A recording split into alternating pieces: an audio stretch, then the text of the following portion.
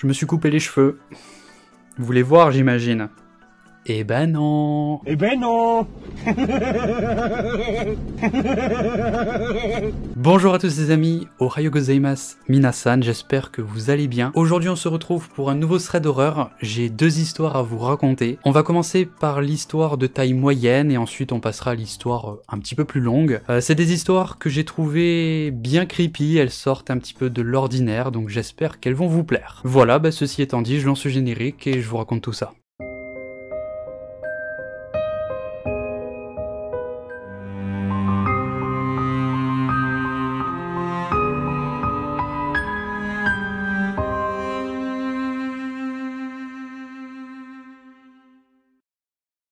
Je vais vous raconter l'histoire de Selena. Il y a maintenant plusieurs années, Selena nous explique qu'elle a déménagé. Voilà, elle habitait en ville et elle a déménagé avec son copain dans un coin un petit peu plus reculé. Ils possèdent maintenant une maison et il faut savoir qu'ils possèdent une petite partie du terrain qui se trouve derrière leur maison. À cet endroit, il y a un bois avec une rivière. Selena allait tous les jours promener ses chiens là-bas, et il y a un jour en particulier où elle est tombée sur un genre de campement où vivait probablement un sans-abri parce qu'il y avait un matelas avec des couvertures, il y avait également des bâches et un panier avec plein de bâtons, donc certainement la réserve de bois pour le feu. Le camp avait l'air plutôt bien entretenu, donc elle a supposé qu'il y a quelqu'un qui vit activement ici. Bon, lorsqu'elle a vu ça, elle n'a pas cherché les ennuis, elle a pris une direction différente et elle a décidé de rester un petit peu à l'écart de cette zone. En rentrant de sa promenade, elle en a parlé à son copain, et ils se sont demandé à ce qu'ils allaient faire pour se débarrasser de cette personne, parce que c'est leur propriété et ils ne se sentent pas à l'aise d'avoir quelqu'un qui campe si près de chez eux. Les jours sont passés, lorsqu'elle promenait ses chiens, Selena empruntait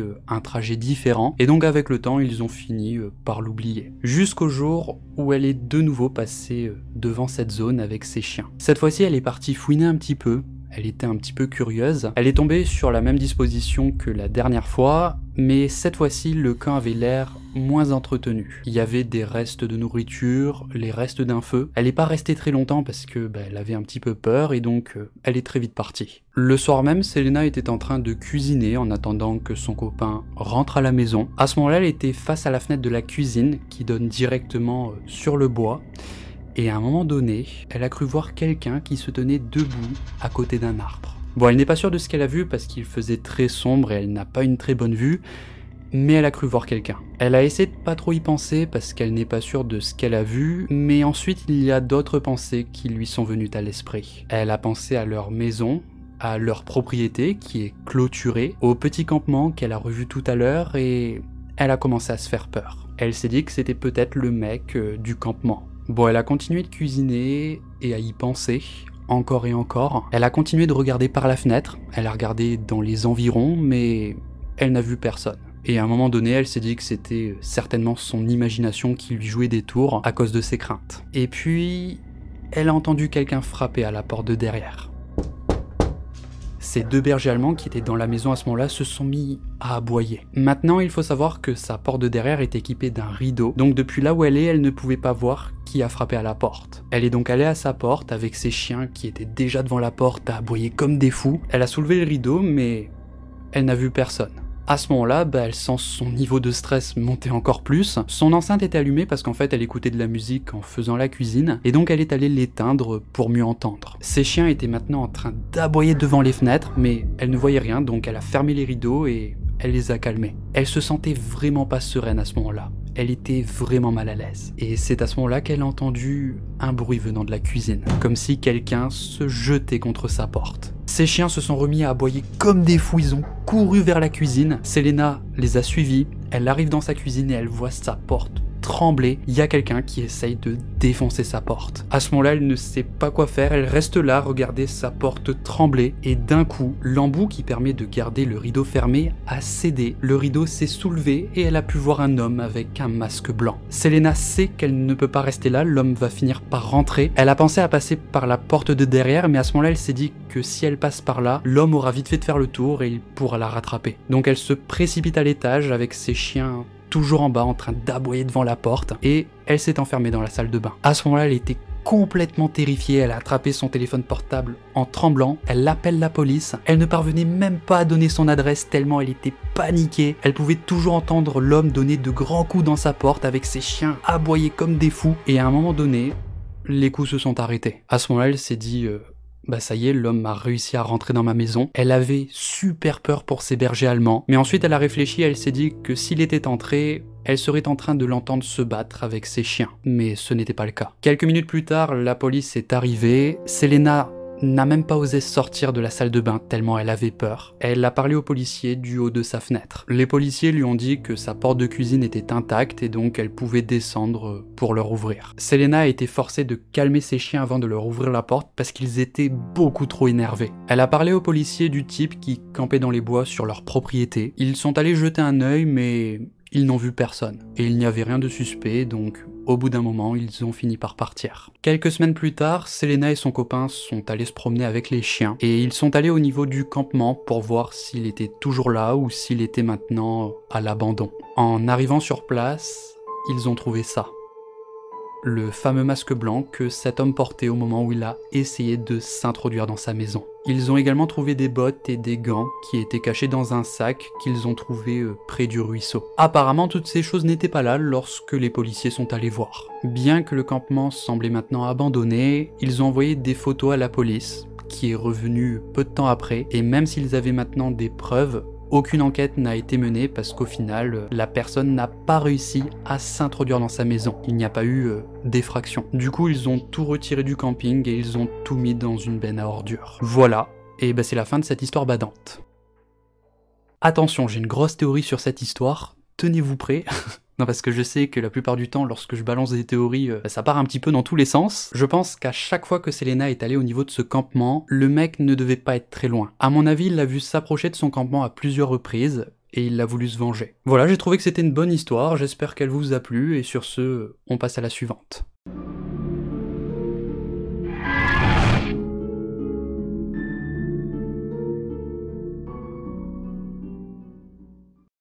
Je vais à présent vous raconter l'histoire de Tom, qui nous raconte quelque chose qui lui est arrivé avec son grand frère lorsqu'il était parti faire une randonnée de plusieurs jours dans la nature sauvage de l'Alabama. Tom a 12 ans au moment de cette histoire, donc c'est un ado qui passe en fait du temps avec son grand frère de 26 ans avant qu'il ne retourne à ses devoirs de militaire. Voilà, il faut savoir qu'au moment de cette histoire, son grand frère servait dans l'armée américaine depuis plusieurs années et il était sur le point d'être envoyé au Moyen-Orient pour un second déploiement. Il faut savoir aussi qu'au moment de cette histoire, son grand frère avait récemment terminé avec succès le cours de qualification des forces spéciales américaines, faisant de lui un béret vert. Voilà, donc c'est pas quelqu'un avec qui t'as envie d'avoir des problèmes. Comme ils ont tous les deux cette passion d'aventurier, on va dire, de la vie en plein air, eh bien Mathias, donc son grand frère, a pensé que ce serait une bonne idée de l'emmener en randonnée dans le nord de l'Alabama. Ça s'est passé dans la région du Sipsey Wilderness. Voilà, je sais que ça vous parle pas, mais c'est bien de préciser parce qu'en fait c'est une région qui est vraiment très vaste. Les 3 premiers jours de randonnée se sont très bien passés, ils ont passé du bon temps, voilà, ils ont discuté entre eux, hein. Vous savez, c'est un petit peu les conversations qu'on a entre bros, ils ont parlé de meufs, de potes, d'armes à feu, voilà, des trucs comme ça. On est maintenant le soir du 3e jour, il commence à se faire tard et donc ils ont cherché un endroit où s'installer. Depuis le sentier où ils marchaient, ils ont repéré un spot plutôt sympa qui se trouvait à une 50aine de mètres en bas du sentier. Et en plus de ça, ce spot a l'avantage de se trouver environ à une 50aine de mètres d'un grand ruisseau. Et donc, un endroit parfait pour remplir les gourdes. Ils ont donc installé leur campement à cet endroit.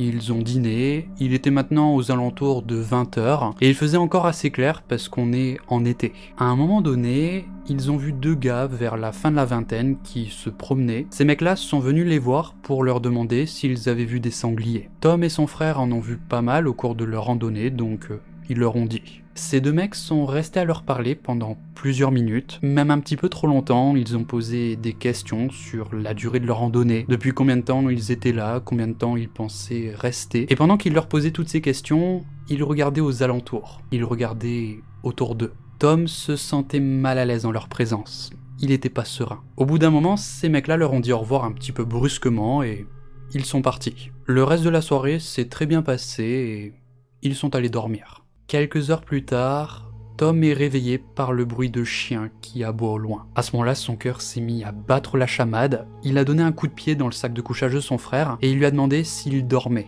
et s'il avait entendu les chiens. Son frère lui a répondu qu'il est réveillé et que ça fait maintenant environ 1 heure qu'il se rapproche. Il lui a dit de rester tranquille et de ne pas faire de bruit. Son frère lui a dit que c'est juste des chasseurs qui chassent le sanglier et qu'ils utilisent les chiens pour les coincer. Tom, ça l'a un petit peu soulagé et au bout d'un moment, il a fini par se rendormir. Son frère Mathias ne lui avait pas dit à ce moment-là pour ne pas l'inquiéter, mais le fait qu'il chasse de nuit, c'était pas un bon signe. Vers 2 heures du matin, Tom est de nouveau réveillé, mais cette fois-ci par son frère qui lui tient fermement l'épaule et lui dit « Réveille-toi, mets vite tes chaussures et suis-moi, sois le plus silencieux que possible ». Forcément, Tom, lorsqu'il entend ça, il sent son cœur se remettre à battre la chamade. Il pouvait de nouveau entendre les aboiements des chiens au loin. Bon, il n'a pas posé de questions, il a fait ce qu'il lui a demandé. Dès qu'ils sont sortis de la tente, son grand frère lui a demandé de monter sur son dos. Ils se sont faufilés à une 50aine de mètres à travers les bois, ils ont monté une pente et ils ont rampé dans des buissons. Tom se souvient comment il respirait super fort à ce moment-là,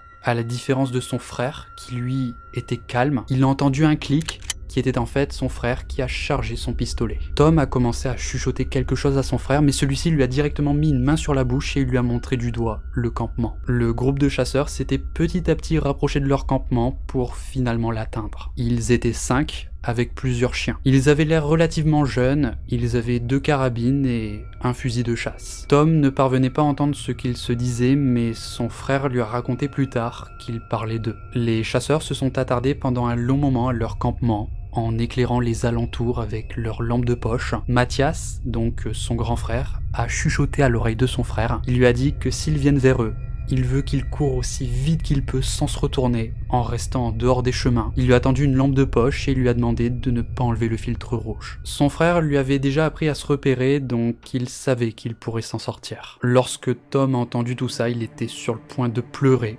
Ils sont restés allongés pendant un bon moment, et puis ils ont entendu l'un des chasseurs hurler de rage, tout en tirant au hasard dans les bois avec son arme à feu. Mathias a traîné son petit frère derrière la crête et il s'est jeté sur lui pour le protéger. Heureusement, leur position au sommet de la colline les a protégés des coups de feu. Ils ont entendu entre 5 à 6 tirs, et ensuite les chasseurs ont commencé à s'éloigner. Ils se sont mis à marcher dans la direction dont ils sont venus. Ils ont marché sur une centaine de mètres, et à ce moment-là, Tom a entendu une sirène au loin, avec des feux clignotants. Son frère a en fait appelé les services des gardes forestiers avec son téléphone satellite, pendant que Tom était en train de dormir. Il leur a indiqué la zone où il était, et le truc c'est qu'ils ont mis beaucoup de temps à venir parce que la zone est vraiment très vaste. Lorsqu'ils ont vu le pick-up arriver, Mathias leur a fait signe avec sa lampe de poche et il l'a pointé en direction de là où les chasseurs sont partis. Les gardes forestiers ont suivi cette direction. Tom et son grand frère sont retournés à leur campement, ils ont rapidement fait leurs affaires et ils ont attendu le retour des gardes forestiers sur le chemin. Environ 30 minutes plus tard, les gardes forestiers sont revenus, mais ils n'ont trouvé personne. Le truc, c'est que la zone